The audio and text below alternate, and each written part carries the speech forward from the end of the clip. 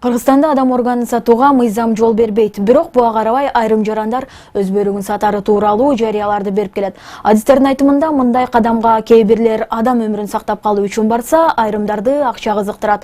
Ал эми чет элдик сайттарда жарамдуу бөйрөк 40 миңден 300 миң еврого чейин сатылары айтылат. Биздин Кыргызстанда мыйзамдын чегинде бир гана тууганын бөйрөгүн туған органын ғана трансплантация алмаштырса, трансплантация кылса болот.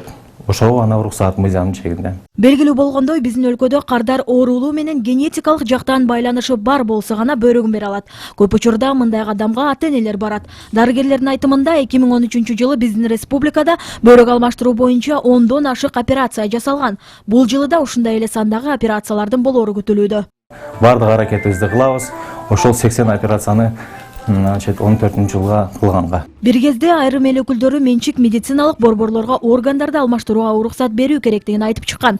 Бирок Саламаттык сактоо министрлиги коммерциялык жол менен акча табуудан баш тарткан.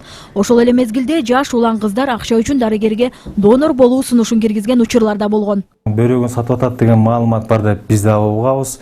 Бирок бөйрөгүн саткан учурда дагы эми ал бир ошол эле укук коргоо органдарынын иш жүргүзүүсү менен далилдеш керек бул маалыматты мен оюм боюнча. Бирок биз орган саткан болгондо дагы бир айтып кетерим, биздин Кыргызстанда бир гана жакын тууганынан органды алмаштыруу, жакын туугандан органын трансплантациялоо гана уруксат бар.